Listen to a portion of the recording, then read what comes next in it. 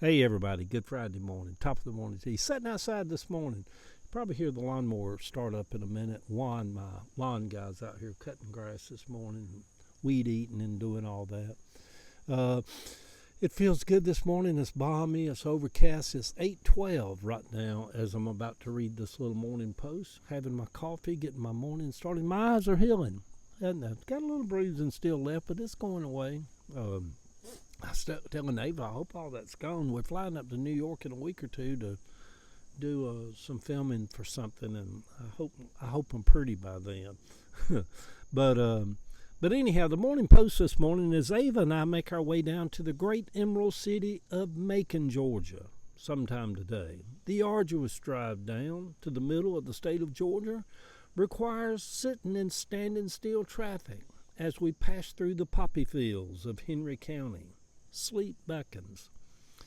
We are staying the weekend in downtown Macon on Cotton Street. The hotel is an old restored building that stored cotton that made its way up the river back in the day. Do we really live in cities and towns that once had thousands of slaves? It doesn't seem possible, does it? I still think cotton fields are beautiful when I'm driving across the South and see a big cotton field somewhere. Cotton plants are actually pretty to me. I like to even get them and stick them in a vase and put them in a room somewhere. They're just pretty with little balls of cotton on it. Don't I ramble a lot? Stay on text, Eddie. Quit acting like you're 70 years old and get your mind right. Stay focused.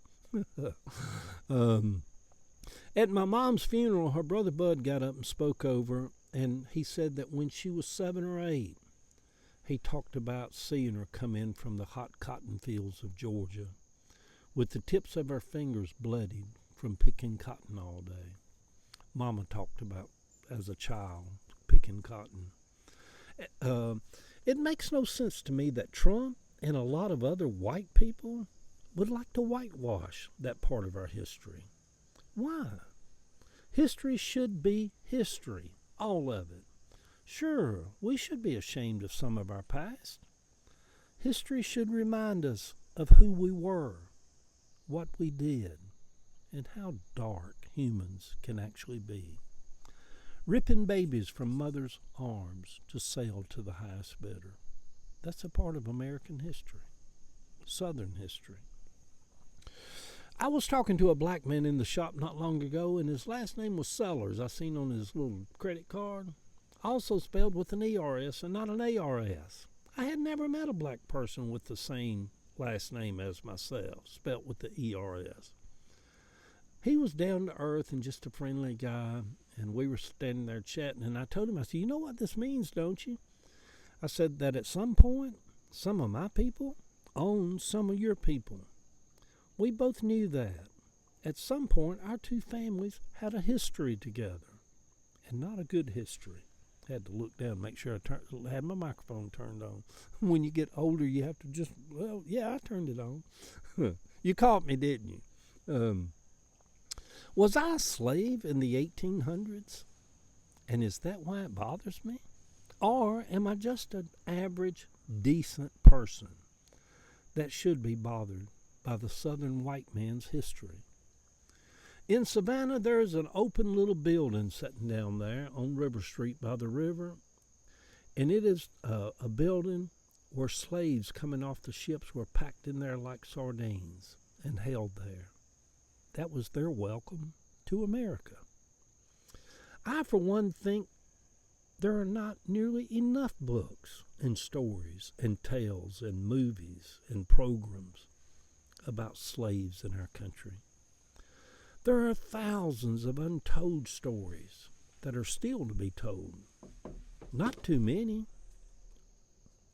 or too much. We need more, I think.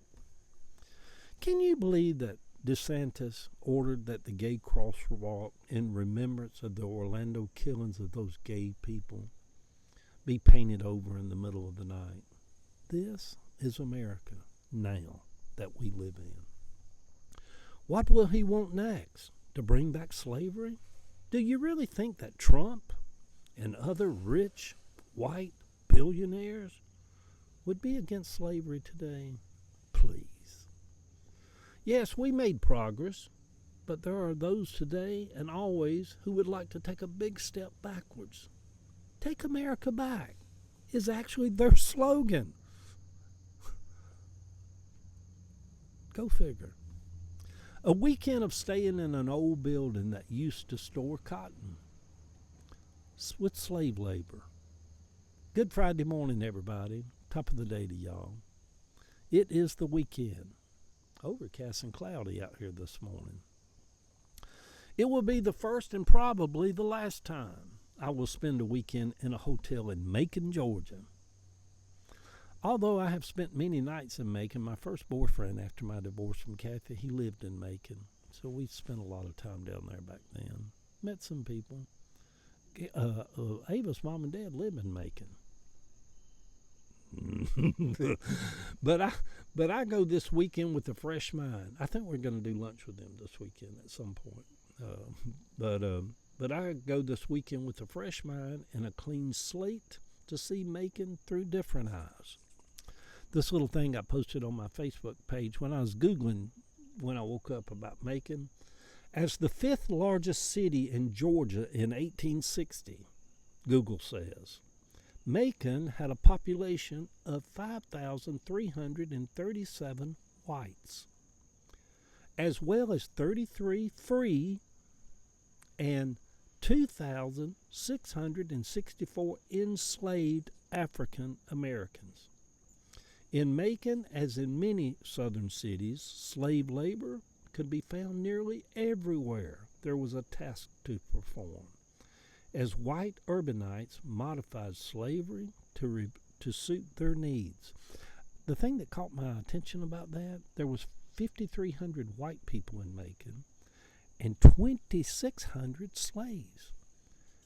I mean, the ratio of that, it was almost like every white person had their own slave. Or for every two white people, there were one slave. Yeah, that's a weird number when you think about it being that many just in that little town of Macon. So anyway, love y'all. Y'all have a good weekend.